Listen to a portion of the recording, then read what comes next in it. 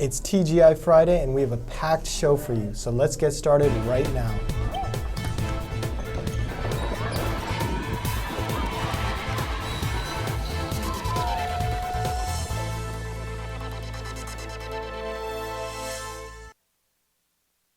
Good morning, St. Mary's. I'm Molly. And I'm Tommy. And we have a very special guest who dropped by this morning. Let's head over to Studio B and Dr. Imperial. Morning, everybody. I got a couple quick announcements. COVID update number one. In August, we had 15 students report that they had caught COVID. 15 in August and September, about 45 days. After 25 days of October, we have had 23 COVID cases reported to us. That's not a huge uptick, but it's an uptick. More importantly is the fact that the medical authorities are a little worried about what they're now calling the triple-demic. That is something called respiratory syncytial virus, the regular flu, and COVID. Now, it's still warm enough here, but they're starting to see increases of hospitalizations for all three back in the Northeast. So, why am I here? Please look around your room right now. Are all the windows all the way open? Are both doors, if you have two doors, open? They need to be. I walked around yesterday and saw windows closed. Kids who were by the windows want to close them because they're cold. I get it. But you can't do that. Ventilation is the best thing to do when you want to keep this stuff away. Now, this is the second best thing. You should carry a mask with you. And if you're working in close groups, indoors, you should probably put it on for that time period. You don't need to wear it the whole class. The third thing is this. The weather is getting cooler. So, although I haven't checked this with Mr. Filson and he might come after me, you may wear indoors beanies, not baseball caps. Baseball caps were invented to keep the sun out of our eyes for fly balls. This is to keep your head warm. Okay? As it gets cooler, you may want to go out and invest in some Audrey Hepburn lambskin gloves so that you can do classwork, but that's going to be your choice. Seriously, you don't want to get this thing. We're not done with it yet. Okay? So, doors and windows open. Teachers always, please do check that every day. And beanies are okay indoors, but not baseball caps. Back to you. And in student life news, Dr. Imperial, you may want to hang around and watch our first segment this morning and see what some of your teachers have been up to recently. And what is that? A letter or a task? Task 3 of Taskmaster starts right now. Watch out, coming through. Oh, hi. I don't even know what this is. Trick or treat. Maybe Mr. Sutton's got one. Yeah, we are ready, Mr.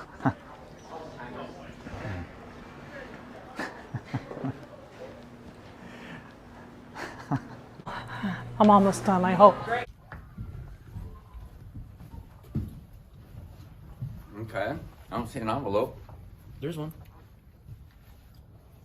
I have to find the envelope. It's right there. It wasn't very well hidden. All right. All righty, I'm ready for task number 3. Oh, is that my task? I have to find my task?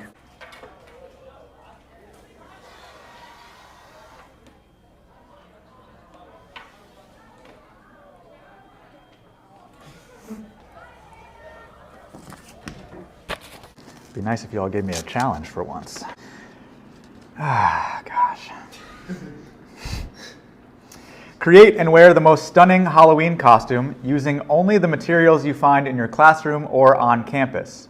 Your costume must be recognizable. You have 10 minutes to complete your costume. And 1 minute to strut your stuff.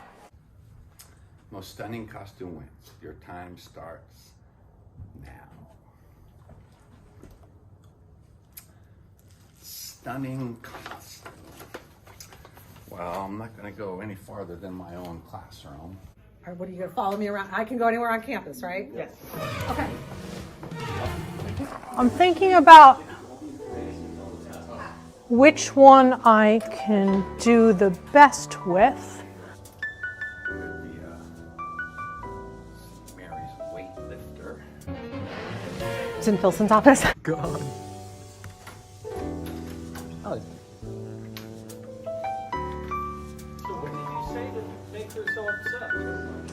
Brother Dan, can I borrow? Oh, I'm kidding. Wait, is it like in the theater? Am I gonna have to run? Or I'm supposed to stay here though, aren't I? No, it says on campus.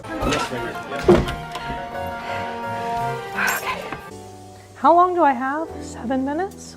Okay. These are a little short for Mr. Rogers. Watch out, coming through, coming through. Oh.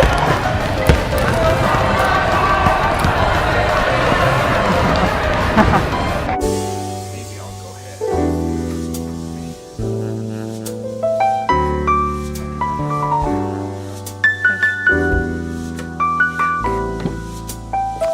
Got it. Bottoms are gonna be the problem. Ooh! Wow, could I get it? That was nice. Might be tough.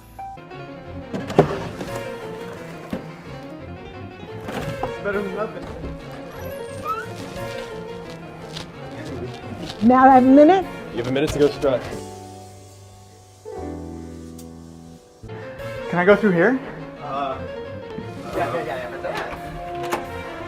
Oh, that's just outside. Can I go in here? Oh.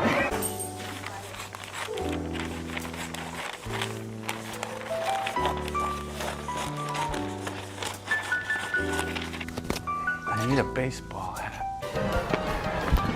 Parkour! Maybe Mr. Sutphin's got one. No, Mr. Sutphin doesn't have baseball hats. You got a baseball hat? Yeah, I do. Quick, I need one. Well, it's not a great one. Doesn't matter. Well, now this is just embarrassing. This is absolutely perfect. Oh, you got a baseball bat?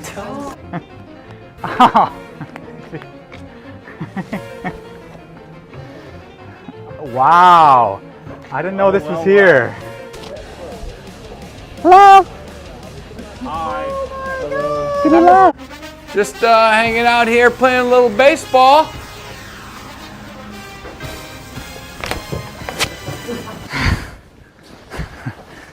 I might get in trouble for this one. I gotta be careful.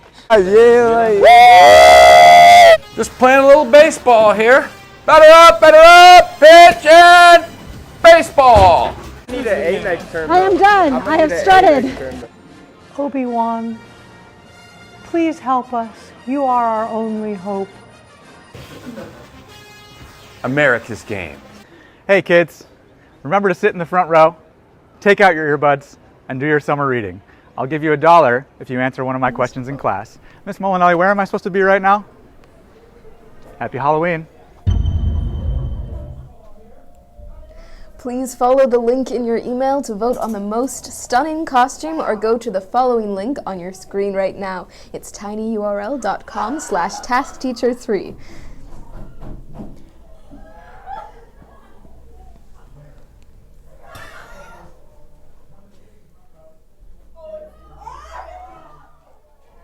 And come to the cross and break to get some. Oh, and we have, sorry. Our initial votes, Miss Mahoney is coming out strong. Let's see how she fares at the end of this show.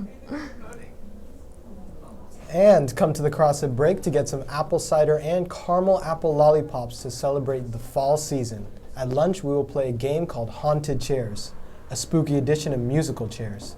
Stop by for some Halloween music and lots of fun. And a reminder that dressing up for Halloween and Saturday's play showing, NCS volleyball game, and football's Red Out and Tailgate will be the last opportunities to get spirit points. So show up and show out with the Red Out. We got some new gear over in the Panther store, so it's exciting. Make sure to check it out right next to Mr. Pacheco's room. And only one more day for your chance to win. Come by the main office with Miss Pilara and submit your guess for how many pieces of candy are in the pumpkin jar. Only one guess per person. Break on Halloween Monday is your last chance. The winner receives a $25 gift card. May the odds be ever in your favor. And Filipino Heritage Month is quickly coming to an end. Here are some recent interviews from the CCAT team. Hey everyone, it's Amelia from CCAT, and today for Filipino American Heritage Month, we are going to be asking some Filipinos around campus what their favorite thing about Filipino culture is. I'm really proud of our connection to family and how that puts me at a closer connection with my culture. My parents were able to teach me Tagalog at a really young age, so now I'm fluent in that. And I can kind of relate my experiences, especially with my family members my age, like my cousins or my siblings and stuff like that. And it just puts me at a closer bond with the rest of my family because we have these shared experiences that we can talk about and relate to. I really love the community and our culture, and especially we're very family oriented, and also I really love the delicious food. The food. The parties. Something that I'm really proud of about Filipino culture is specifically the food and the type of connection people can have with food. I feel like it's a really universal experience, that food is a really good way of reconnecting with your culture. Specifically for me, Filipino food helps me reconnect with my Filipino grandparents because they make me dishes a lot that not only remind me of who I am and where I'm from, but it allows me to learn more about their experiences as being immigrants from the Philippines. I take pride in my ancestors and the work that they did to get ourselves here to the U.S. I really like that our culture is very family oriented. I like the food. One thing I take pride in Filipino culture is the diversity of where we're from, what we look like, and all the shared and not shared experiences. We can all come from different backgrounds, whether or not we know a certain language, because there's so many languages in the Philippines, whether you're first gen, second gen, third gen, if you live in America. And I think the diversity and the different experiences is very amazing. And the fall play Cyrano continues after a fabulous opening night, and let me just say I loved it. And there are only 2 more performances. We head over to Studio B with the final update. Hi, I'm Rainey, and I'm part of the cast of Cyrano de Bergerac. And I'm Laura, I'm one of the stage managers. We're here to remind you that we have 2 shows left, tonight and tomorrow night, and doors open at 6:30. Remember to reserve your tickets on the school website. See you there. And now back to announcements. And course evaluations start next week, so ensure your feedback is constructive and respectful.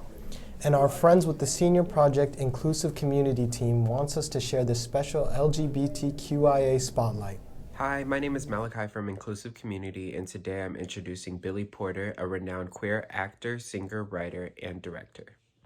Billy Porter was born on September 21st, 1969 in Pittsburgh, Pennsylvania, and raised by his mother, Clorinda Ford.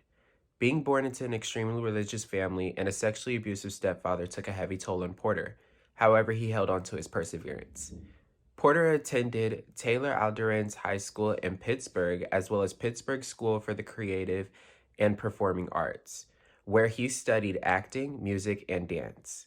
He later attended Carnegie Mellon University's School of Drama in Pittsburgh, graduating in 1991. In 1991, Porter was cast in the ensemble Miss Sagan, which won 3 Tony Awards and became one of the longest-running shows in Broadway history. Throughout the 1990s, he continued to appear in Broadway musicals, including Five Guys Named Mo, Smokey Joe's Cafe, and 1994 revival Grease, in which he played Teen Angel. Though faced with animosity as a Black queer man, Porter continued his acting career in the major musical Kinky Boots and Emmy awarding series Pose. His award-winning acting skills have garnered a lot of attention from the LGBTQIA+ community and all of the entertainment industry. Pose in particular has revitalized the almost forgotten underground trans and gay balls of the late 80s and 90s. With Porter's growing platform, he provides HIV awareness and empowers young LGBTQIA+ members with his single Children. Children not only incorporates his experiences, Porter uses his song as a microphone to touch the hearts and the minds of LGBTQ members and allies. A question I leave you with is, how can you impact your community or even your friends to allow a safe space for those who are struggling? Now back to announcements. And in club news, the game club is meeting today after school in the library. And in counseling news, St. Mary's welcomes Lynn University of Florida. Please check your score account for the appointment times. And now here's Arjun with your Panther Athletics. Congratulations to the cross-country teams as they celebrated Senior Day after sweeping all 4 races at Point Pinole. The teams have combined for a crazy 47-1 record this year in the TCAL. Congratulations to the Lady Panthers who competed their season yesterday with a 5-2 loss to Albany. We finished 10-4 with considerable improvement. Special recognition goes to Ella Francis at number 1 singles, who defeated her opponent in straight sets, and the doubles team of Samantha Teag and Lillian Hess, who needed 3 sets to get the victory. Monday is the first day of winter sports. If you are planning to try out for basketball or soccer, you must be cleared by home campus, athletic clearance. If you have any questions, please stop by Mr. Sanchez's office. There are no sports events today, so it's a good opportunity to catch the fall play. But tomorrow there is a triple header here at St. Mary's. We have Senior Day for football at noon, followed by the game versus Maria Carrillo from Santa Rosa at 1. Varsity volleyball opens up the North Coast section play with a quarterfinal match against Del Norte at 5 p.m. Then, closing night of the play is at 7 p.m. That's it for sports. Now back to Molly and Tommy. Thank you, Arjun, and a very happy birthday to John Brailsford and Miss Haro. And later this weekend to Maxwell Dreskin, Robert Ortiz, and Romina Clement. Happy, happy birthday from all of us to you. We wish you happy birthday so we can party too. Hooray! And it's Friday Pizza Day over in the Shea Cafe. Here's the full menu for the day and the spooky meatloaf for Halloween. Now we take a look at a score update from the recent votes for task number 3. It looks like Mr. Marks is in the lead now. Well done, Mr. Marks. Mr. Marks. But it's a close race. We'll see who pulls out ahead. And that's it for today. We will be back here on Monday with an epic Halloween special and our conclusion to Task Teacher. Have a great weekend, St. Mary's.